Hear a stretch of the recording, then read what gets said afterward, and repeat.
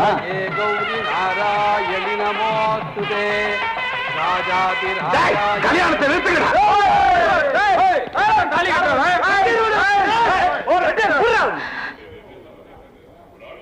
என்னங்கடா ஊரை விட்டு ஊர் வந்து கலாட்டா பண்றீங்களா? எதுக்குடா கல்யாணத்தை நிறுத்தணும்? எடுறா அமைச்சர் வாழ. ஏய், எனக்கு அருவாள் எடுக்க தெரியும். எடுத்தா என்ன ஆகும்னு உனக்கும் தெரியும். மாப்பிள, யார் இவங்க எல்லாம்? எதுக்கு தகராறு பண்ண வந்திருக்காங்க? அது வந்து மாமா ஒண்ணு இல்ல ஐயா, நாங்க அரசம்பட்டியிலிருந்து வரோம். என் பேரு செந்தூர பாண்டி. என் தம்பியும் பொன்னம்பலம் தங்கச்சியும் ஒருத்தர் மனசார விரும்புறாங்க. அப்படி இருக்க விருப்பமில்லாத அந்த பொண்ணை வடுக்கட்டாயமா இந்த ஊருக்கு தூக்கிட்டு வந்து இந்த கல்யாணத்தை நடத்த முயற்சி பண்றான். இது எந்த விதத்துல நியாயம்? ஏமா, அவங்க சொல்றதெல்லாம் உண்மையா? ஆமாங்க.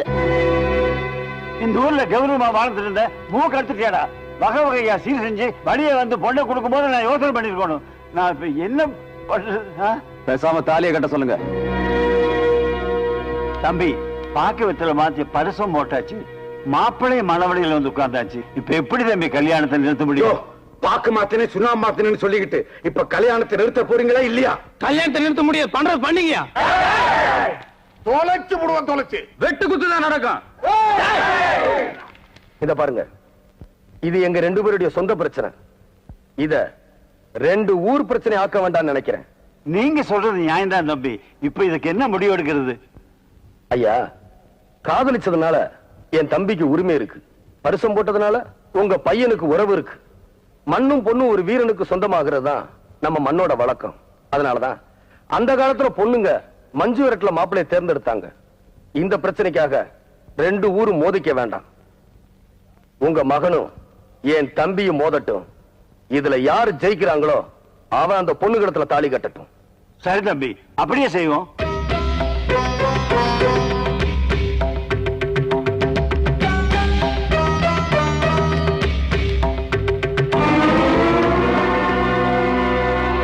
தம்பி, நீங்க முடிவு செய்த மாதிரியே ரெண்டு பேர்த்துல யார் இந்த தாலி எடுக்கிறாங்களோ அவங்களுக்கு தான் அந்த பொண்ணு.